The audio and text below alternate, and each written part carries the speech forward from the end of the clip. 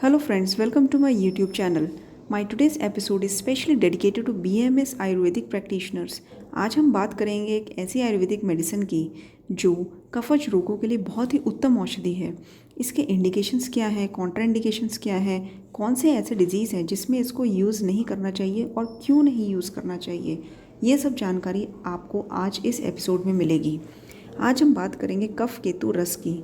दोस्तों, कफ केतु रस किन डिजीज़ में काम करता है और ये काम कैसे करता है, ये सब जानने के लिए पूरा वीडियो एंड तक देखिए।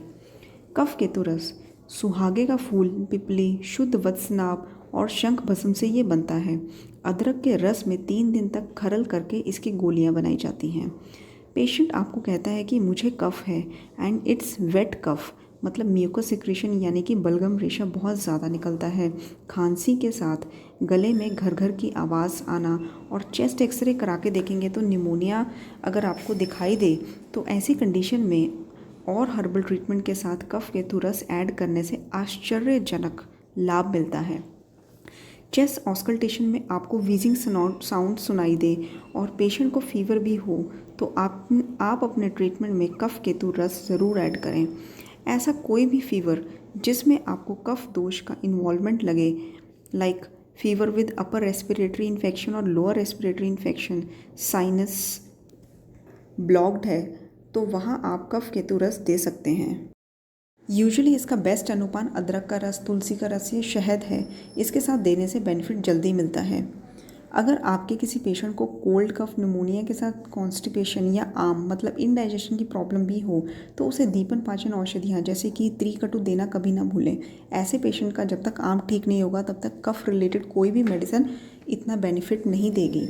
किसी पेशेंट को कोल्ड है विद रनिंग नोज़, मतलब स्टार्टिंग में उसके नोज़ से वाटरी सिक्रीशंस आ रही हैं, उसको बार बार स्नीजिंग हो रही है, तो उस कंडीशन में कफ केतु रस नहीं देना चाहिए। आप एंटी एलर्जिक के साथ बनफशा का क्वाथ दे सकते हैं और फिर जब कफ सिक्रीशंस गाढ़े हों तो उस समय थोड़ी कम मात्रा में कफ केतु रस स्टार्ट करवा सकते हैं। 2-3 दिन तक यूज़ करवा सकते हैं जिससे फीवर, कोल्ड ये सब ठीक हो जाएंगे। ठंड लगने पर बुखार, headache, heaviness, body aches, poor appetite मतलब भूख कम लगना, ऐसे सिम्टम्स जब आने लगें तो ऐसी स्थिति में तुरंत हमें पेशेंट को ट्रीटमेंट देना चाहिए कफ केतु रस के साथ। नहीं तो ये इन्फ्लुएंजा, निमोनिया जैसे डिजीज़ होने के चांसेस रहते हैं। प्रतिशाय यानी कफ कोल्ड का टाइमली ट्रीटमेंट ना करने पर साइनोसाइटिस हो जाना, मतलब कि पीनस रोग हो जाना, जिसमें नोज़ में से एक foul smelly pus mixed mucus discharge होने लगता है।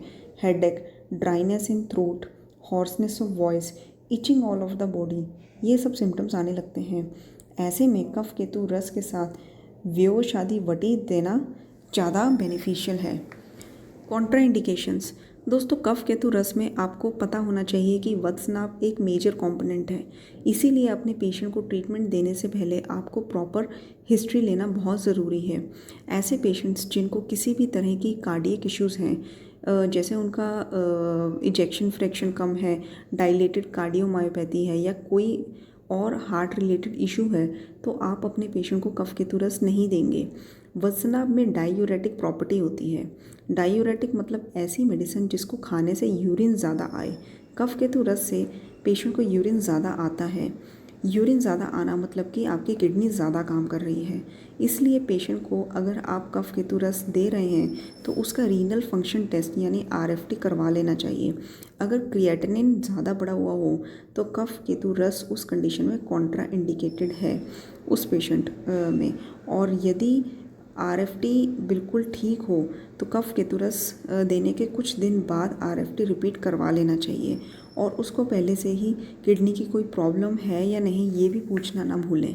अगर आपके किसी पेशेंट का म्यूकस सिक्रेशन या कफ बहुत ज़्यादा निकलता है और उस कंडीशन में हम उसे कफ केतु रस या कोई ऐसी मेडिसिन दे देते हैं जिसमें वत्सनाभ ज़्यादा पड़ा हो तो उसका म्यूकस सिक्रेशन बंद हो जाता है, कफ सूखने लगता है, उसे ड्राई कफ रहती है, सूखी खांसी के कारण वो परेशान होता है। ऐसी कंडीशन में हम उसे मुलेठी या बनफशा का काढ़ा देंगे मिश्री के साथ मिला के, जिससे उसका कफ थोड़ा लिक्विड फॉर्म में तरल हो जाएगा और उसकी ड्राइनेस भी ख़त्म हो जाएगी। दोस्तों, आइए जानते हैं कि अब ये कफ केतु रस काम कैसे करता है। वत्सनाभ ये एज एन एंटीपायरेटिक है, मतलब फीवर को कम करने का काम करता है। स्वेद को, स्वेटिंग को और मूत्र को बढ़ाता है। शरीर में कहीं भी बर्निंग सेंसेशन या पेन हो उसको कम करता है। दूसरा नंबर आता है सुहागा का। It act as an antibiotic. ये पस, फाउल स्मेल, कफ के सिक्रीशंस को कम करता है। तीसरा है पिपली। दीपन पाचन है, कफ को कम करता है और एक रसायन की फॉर्म में काम करता है। चौथा आ जाता है शंख भस्म। डाइजेशन रिलेटेड प्रॉब्लम्स को ये ठीक करता है। पाचन शक्ति को बढ़ाना, कफ के सिक्रीशंस को कम करना, विधानाशन मतलब कि एसिडिटी और आमाशय यानी कि स्टमक में जो पित्त होता है उस पर काम करता है। एसिडिटी, डाइजेशन रिलेटेड इश्यूज़ को ख़त्म करता है। अदरक का रस भी कफ और डाइजेशन पर काम करता है। इसीलिए जब हमारे पास कोई ऐसा पेशेंट आ जाए जिसे एसिडिटी, पेट में दर्द, पाचन शक्ति कम होना, कॉन्स्टिपेशन होना, ऐसी प्रॉब्लम्स हों जिसके लिए अगर हमारे पास डाइजेशन रिलेटेड मेडिसिन ना भी हो तो हम उसे कफ केतु रस अजवाइन के फांट के साथ दे सकते हैं। दोस्तों आज के लिए इतना ही। आई होप आपको ये वीडियो पसंद आया होगा और नॉलेजेबल लगा होगा। जो लोग प्रैक्टिस करते हैं वो कफ केतु रस का यूज़ करना ना भूलें और इसके कॉन्ट्राइंडिकेशंस को भी याद रखें और हमारे इस चैनल को सब्सक्राइब करना ना भूलें ताकि हम आपके पास और अच्छे अच्छे unique health related, Ayurveda knowledge related videos लाते रहें। Thank you.